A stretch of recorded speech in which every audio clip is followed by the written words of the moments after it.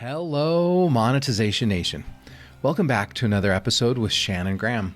In the last episode, we discussed unlocking our full potential, being honest about what we want, not ignoring red flags, and letting our results speak for themselves. In today's episode, we're going to discuss achieving our potential, along with personal liberation. Let's go to your books and let's talk a little bit about your intro. When we talked at the beginning, I said that you help visionary leaders who want to change the world by doing the impossible. What do you consider the impossible? I consider it something that has never been done before and something that the majority of people on the planet believe cannot be done. So why is it so important to do the impossible? It's a great question.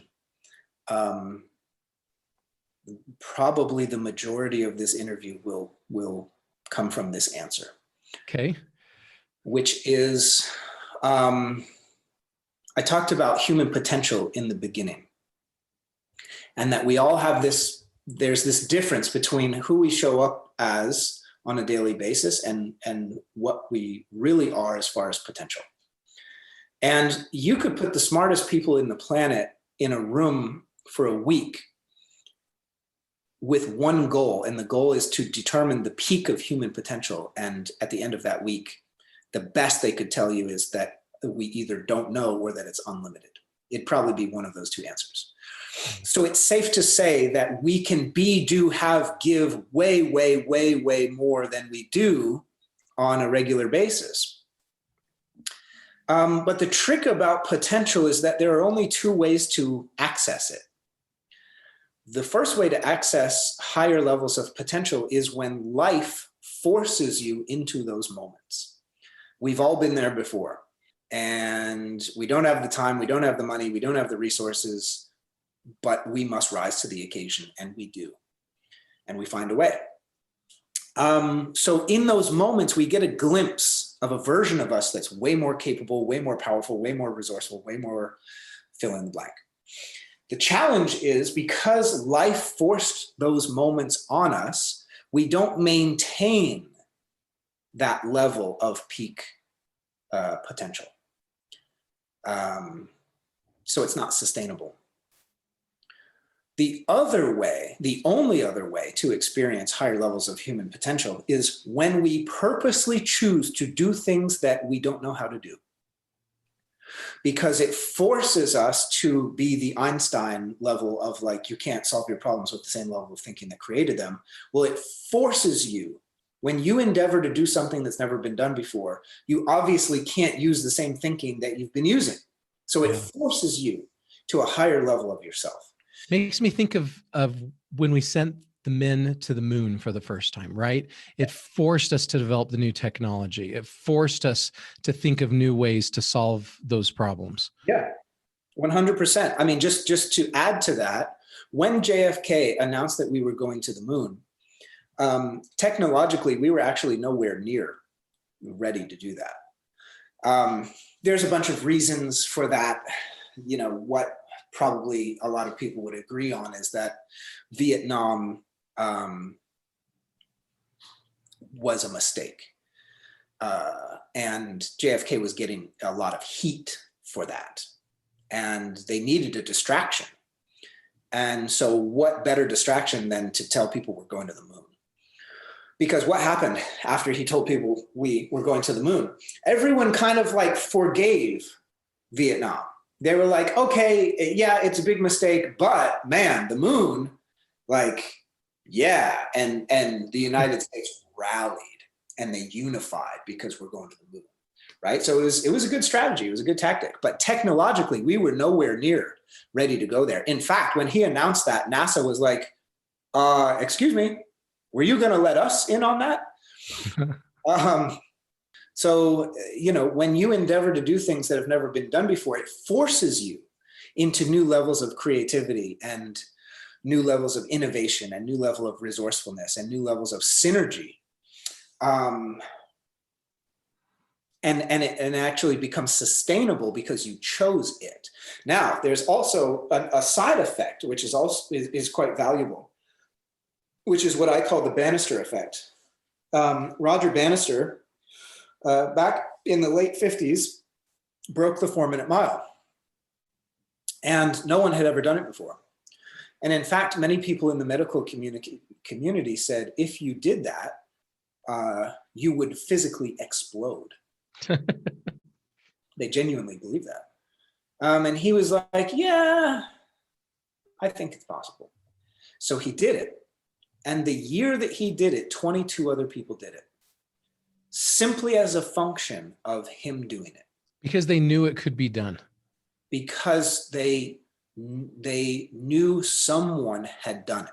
There's a big difference between knowing something can be done. That's kind of like amorphous. That's kind of like, right.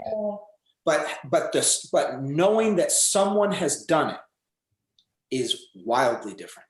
Yeah. I know it can be done, and it's kind of like this. Someone has done it. Is this? Yeah, that makes sense. So that's really I still, you can believe that I've put a lot of thought into this. I still don't understand the deep implications of that, but what I can tell you is that it's very profound, because what it means is one person can do one thing one time that's never been done before, and that one domino can be the causation of an en masse potentiality upgrade. That's right. So you can change the world by doing the impossible, because it opens everybody else's mind where they realize they can elevate themselves as well. That's it. Oh, so, I have never thought that thought in my life. That is brilliant. Thank you for sharing that. I want to shift to your book, Expand. So this is your newest book, and it's about leadership that moves, fulfills, and changes the world. And maybe a third of the way through the book, you have a whole section that talks about leadership as passion. And that's the section that resonated most with me. And probably because I did a TED Talk on passion marketing, and I've written an ebook about passion marketing. And by the time this interview is published, our audience will be able to find that ebook at passionmarketing.com for free. And I want to dive into this leadership as passion concept.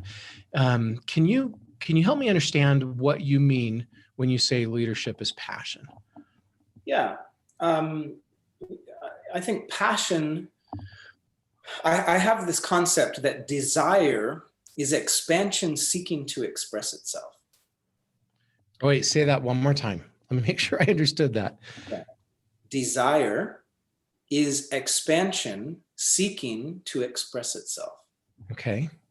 So what that means is whatever we desire is ultimately the bigness in us wanting to come out and play. And so passion and desire usually like are hand in hand.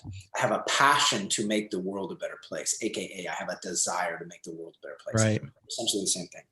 So a leader who leads with passion, to live with passion also requires a person to have courage. I find that everything you truly desire, the best things in life that a person can want or have, are the function of courage, exist on the other side of courage. And so to be passionate also requires courage. And let me just interject one thing there. A lot of people think that courage is to not be afraid, and that's wrong. Like there's some roller coasters. We were at Six Flags last weekend, and there's some roller coasters there that are pretty extreme. And to have the courage to go on those roller coasters has nothing to do with whether you're afraid or not afraid to go on that roller coaster. Courage is not the absence of fear. Courage is having fear and choosing to still go forward, right? It's overcoming the fear. That's right. That's right. Correct. And that is probably one of the most valuable human characteristics that a person could develop in themselves. It's courage. Right. Because if you have courage, then you can take your passion and you can actually live it out. You can create your reality from that passion. Despite the fear, your fear won't hold you back. You can go make it. Correct. I think of it as a scale. Human beings are constantly living in a scale. Think about a monkey on the savannah, and a whole bunch of bananas have fallen off this tree onto the ground, and they're perfect. Like the monkey can just sense that those bananas are perfect, and he's hungry. But there's a lion sleeping nearby.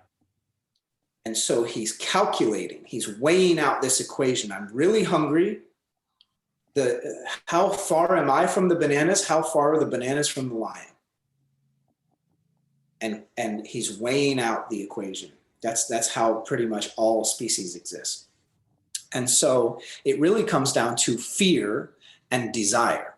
We're constantly weighing those out and making behavioral decisions on the gravity of those two things. And most people predominantly make decisions from fear. I don't want to experience pain. I don't want to experience rejection. I don't want to experience loss.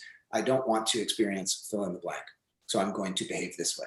So the fear dictates the behavior. The flip side of that is if the passion is strong enough, if you think of it like a scale, if the passion is strong enough, then you might be afraid, but you'll do it anyway. Right. So you're talking about not just leading from our own passion, but you're talking about unlocking the passion in those people who we're trying to lead.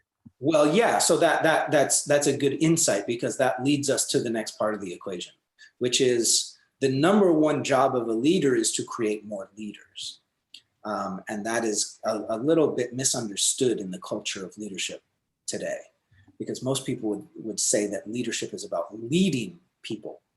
And it's really not. It is about inspiring people to become leaders themselves. And in order to be a leader, in order to have passion, you have to have courage.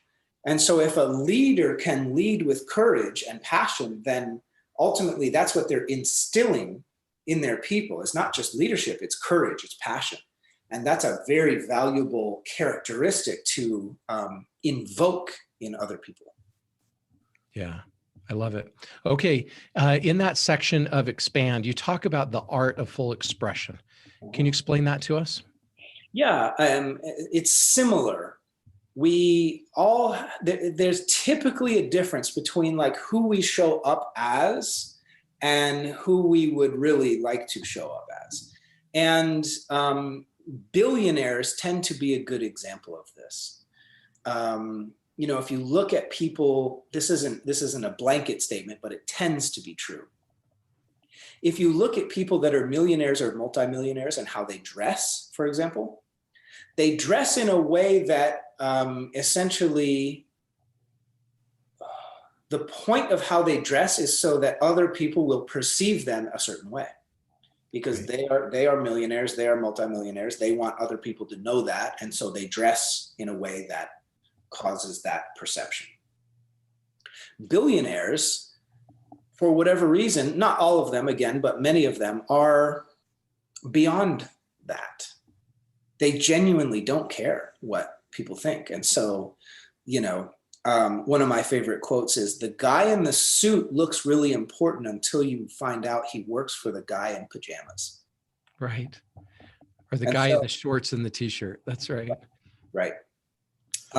Think about, close your eyes and think about any picture of Richard Branson that you've ever seen. What is he wearing? Board shorts and a t-shirt. Yeah. All right. When you envision just now, when you did that, did you see Richard Branson in like a three-piece suit? No. You probably saw him in like board shorts and a t-shirt, right? Yeah. I actually saw a picture of him from the very first day he launched Virgin Airlines, because I saw that yesterday. I saw a video of it, and he was more dressed up, but that was early in his career, right? That was right at the beginning. That's right.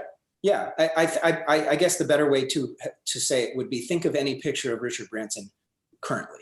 Yeah, that's right. Board shorts and a t-shirt. That's right. So self-expression has to do with going back to the part of the conversation where we were talking about what do you want? The honesty of what do you want? Because that's really what self-expression is all about. Who am I? How do I want to show up? And the more honest we can be about that, the more authentic we can be in our expression. In your book, you encourage people to be irresponsible. What do you mean by that? What most people would point at and say is irresponsible is typically the thing that, quite frankly, is the most responsible thing for them to do.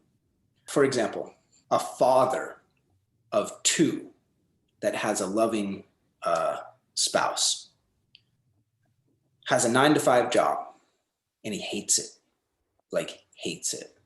His soul dies a little more every single day he goes to that job. And depending on how stark we want to paint the picture, maybe he has some coping mechanisms like drinking or who knows what. It's not a good scenario, suffice to say.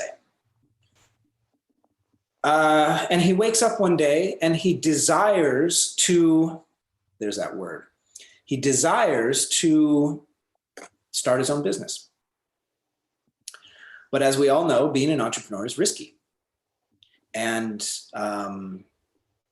it would require him to invest some money up front with no promise of anything. So because he has safety, he has security, he has benefits, and he's got a family to feed, he has this sense of responsibility.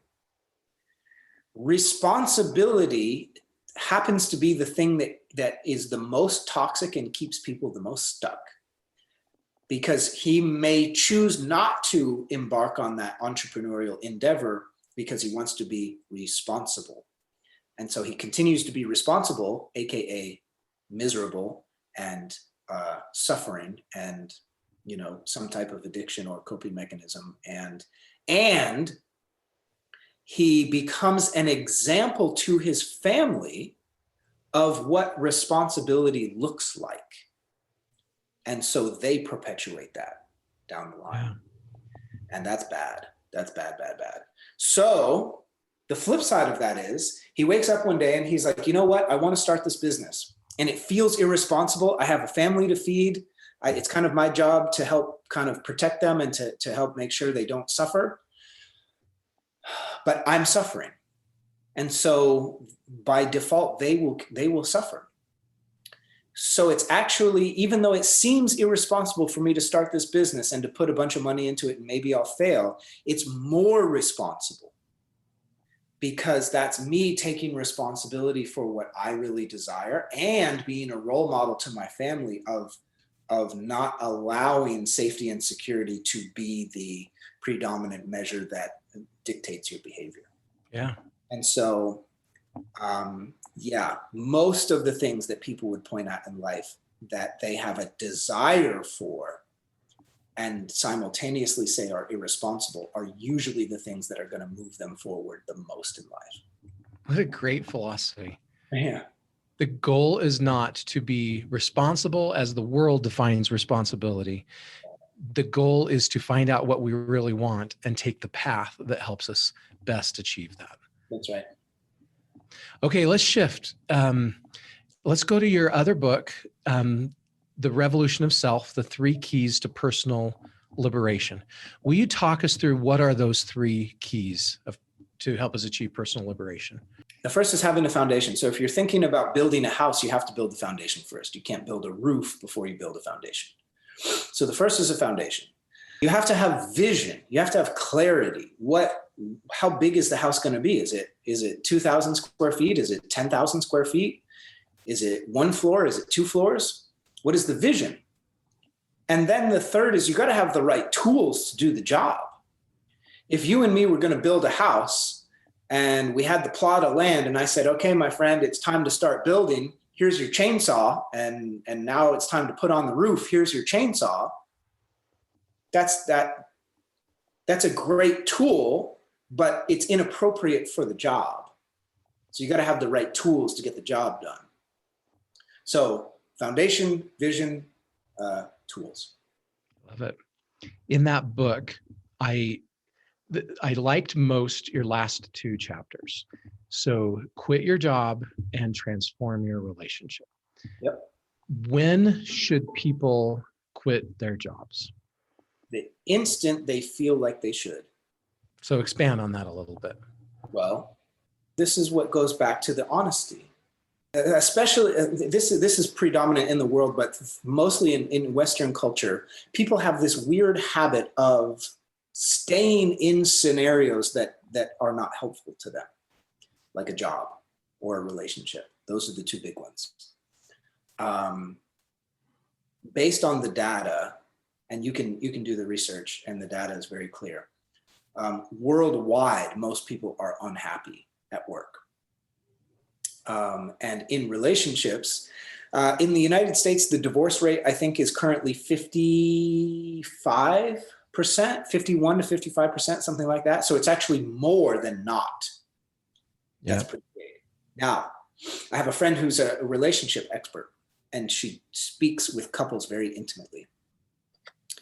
And I was talking to her about that statistic, and she said it's actually it's wrong.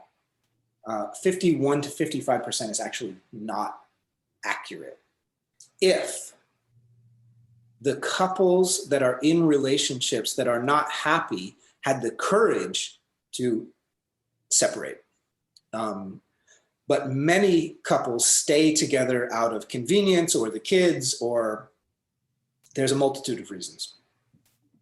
But they're not being honest. They're not. If they're really honest, they just shouldn't be together. So that 51 to 55% is really more like 60 to 65, or even potentially higher. But there's a whole number of people that stay in the relationships. They stay married because of various reasons. And so, yeah, it's fascinating. But my point is, what an amazing place the world would be if we were so honest and courageous that when we felt that something was off, we immediately put an end to it. Now, there's a little caveat there, because sometimes if you're in a relationship, this comes from personal experience. If you're in a marriage and you hit a wall and things are really hard and it's difficult, and you got to have hard conversations and you got to dig deep, and there's some pain involved, that's not necessarily the time to say, well, this isn't working, I'm going to walk away now. Right? You got to know when to hold the cards and when to fold them. But again, that's where the honesty comes in, of like, I think most people know deep down if something is worth fighting for. Because if it is, then you do the work, and yes, sometimes it's hard and it's challenging, but you do the work and you come out the other side and you're better for it. But there's a very big difference between that and just kind of knowing in your gut that something's not a fit, but sticking with it anyway. So most people, when they come to the conclusion that a job, for example, is not for them, they wake up one morning and they feel that, but then they sell themselves on the idea that they should stay for some, reason. But they're really talking themselves out of what they already truly know. So yeah, that's why I think it's important that to get into the habit of, if you genuinely feel in your heart that something's not serving you, to cut it and to end it, the world would be a much better place. Thank you so much, Shannon, for sharing your stories and insights with us today. Here are some of my key takeaways from this episode.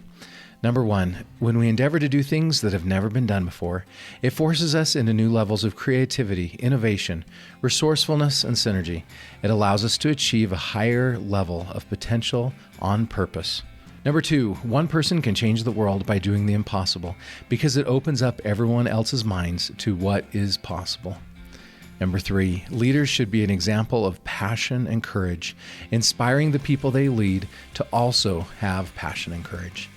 Number 4, the more honest we can be about what we want, the more authentic we can be in our expression. And number 5, most things worth doing are hard, and we usually know when something is worth fighting for. However, if we know that something isn't a fit for us, we shouldn't find reasons to justify staying with it and staying miserable. We should end the misery and move on to something better. Number 6, the 3 keys to personal liberation are foundation, vision, and tools.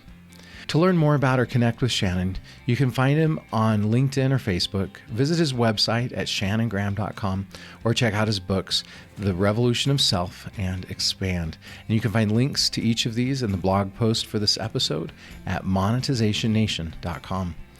You can also get a free copy of my ebook, Passion Marketing, and learn how you can become a top priority of your ideal customers at passionmarketing.com. You can also subscribe to Monetization Nation on YouTube, Instagram, our Facebook group, Twitter, or your favorite podcast platform. Thanks for joining me for this episode. I wish you success in reaching your potential. Do you want to become a better digital monetizer? To receive great monetization stories and secrets, please go to monetizationnation.com and join free. And if you liked today's episode, please subscribe to the show and share it.